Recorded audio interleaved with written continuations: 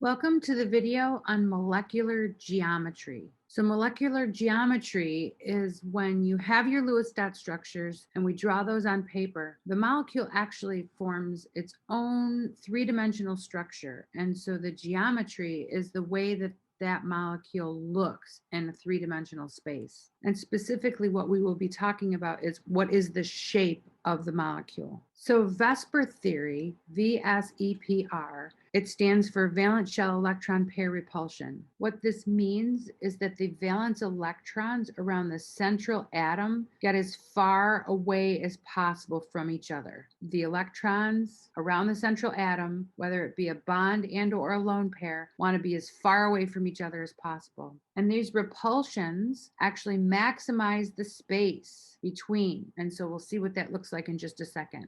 Ultimately, what this comes down to is that we have 5 electron group arrangements, which we'll get a table in just a second, of minimum energy that are observed in most of our molecules and polyatomic ions. Here is a sneak peek of the table that you'll be given on exams. I just wanted you to see what's coming. These electron groups are defining the object arrangement, but the molecular shape then is defined by whether or not it's a bond and or a lone pair. The valence electrons can be bonding and non-bonding. The bonding are going to be covalent bonds that are shared between two atoms, and the non-bonding are going to be lone pairs, depending on whether your area of electron is forming a covalent bond or is a lone pair. You can see that the shapes may be unique. I just want to state before we go much farther that you will be given a chart. It'll be given in the notes here. It'll be given on any exams, right? So you will have a chart to look on. You do not have to memorize these things. Again, here is that table. And so now the rest of this presentation will be walking down that table and looking at the 5 different types of molecular geometries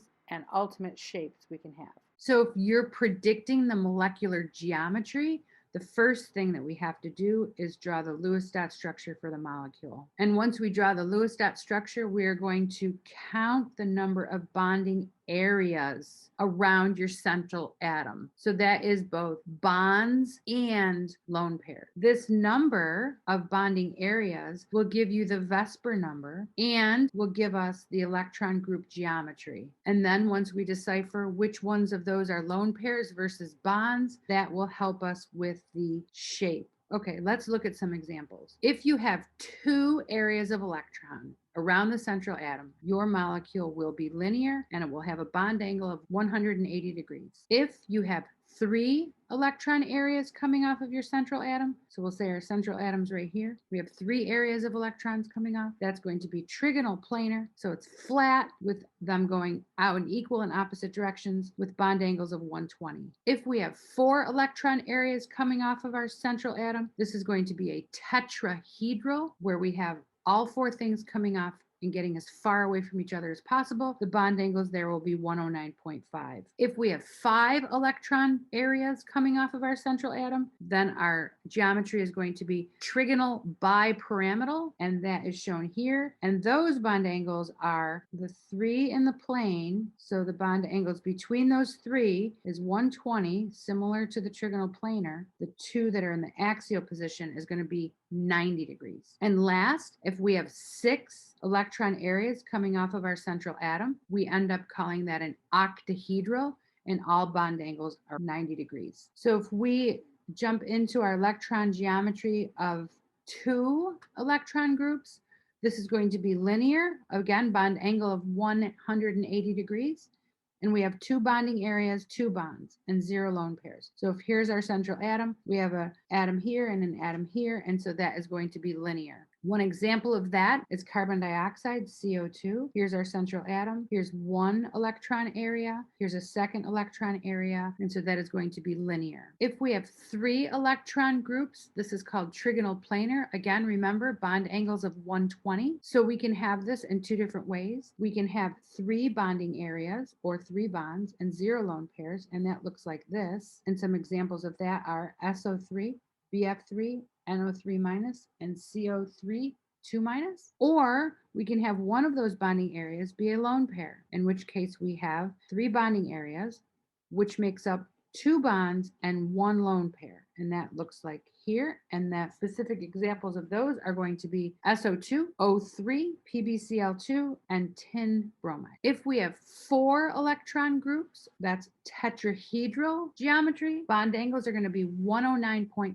If we have 4 bonding areas and 4 bonds, that is going to be a tetrahedral shape and a tetrahedral geometry. If we have 4 bonding areas, which makes up 3 bonds and 1 lone pair, it looks like this right here, and that shape is going to be trigonal pyramidal. And if we have 4 bonding areas, which make up 2 bonds and 2 lone pairs, that is shown here, and that is going to be bent or V-shape. If we have 5 electron groups, that is called trigonal bipyramidal, where we have 3 in the plane and then 2 axial. If all 5 of those are going to be bonds, then we end up with a shape of trigonal bipyramidal. If our molecule in the 5 bonding areas has 4 bonds and 1 lone pair, that shape is going to be seesaw. If in our 5 bonding areas we have 3 bonds and 2 lone pairs, that looks like this right here, that is going to be called T-shaped. If we have 5 bonding areas, only 2 of which are bonds and 3 are lone pairs, that is going back to our term of linear, and you can see that the lone pairs are the ones that are going to be around the center of our trigonal bipyramidal geometry. That would be linear. Now within our 6 electron group, or octahedral geometry, we can have 6 bonding areas, which are all 6 bonds and 0 lone pairs, and that's just simply called octahedral. We can have 6 bonding areas that constitute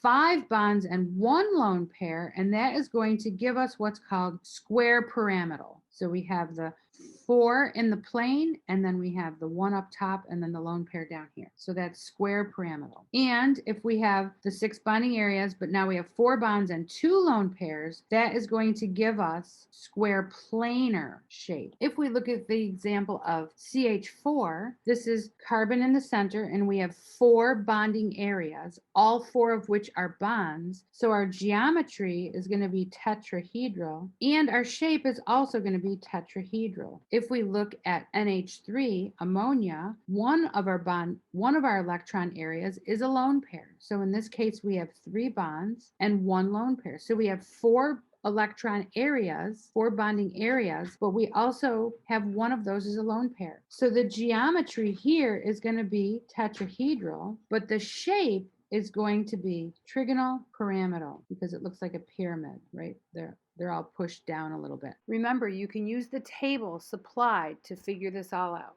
And if we use water, H2O, as our third example, our geometry is going to be tetrahedral because there are 4 things coming off of it, 4 areas of electrons. 2 are bonds, 2 are lone pairs. So that is going to have a geometry of tetrahedral, but it's going to have a shape which is called bent or V-shape. So notice that in every molecule, we have geometry, how many electron areas are around it, and the shape, which then comes from how many of those are lone pairs and what does it actually look like. And so if we talk a little bit now about electron density distribution, we talk about where the electrons are again in terms of a dipole, now within a molecule rather than just a bond.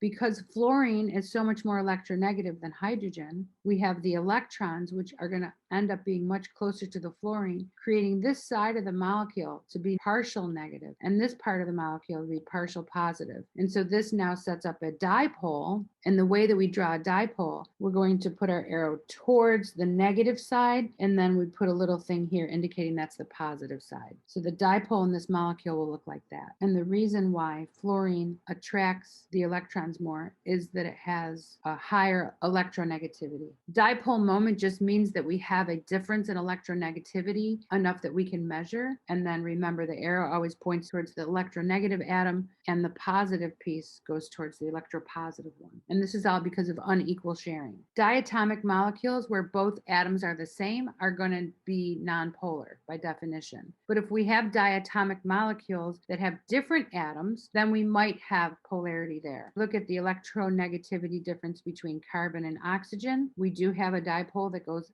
in that direction. If we look at the difference of electronegativity between H and Cl, we do have a dipole going in that direction. If we look at the difference between the electronegativity of oxygen and nitrogen, it is going to be a very small difference. The oxygen is just a little more electronegative, and so we're going to have a small dipole that way. Now, molecules with 3 or more atoms, we can look at the dipole of the overall molecule. For example, carbon is electropositive and our oxygens are electronegative. And so if we draw those dipoles, it's going to be this way and this way. And so those are equal and opposite. And so this molecule ends up being overall no dipole and therefore nonpolar. Whereas water, if we draw those electrons in, we see a dipole that goes this way and a dipole that goes this way. And so overall, if we combine those, it's an overall dipole that goes this way in that molecule. So water is a polar molecule. NH3, same way. Each one of these bonds goes this way. Plus we have the lone pair here. So our overall dipole of this molecule goes this way.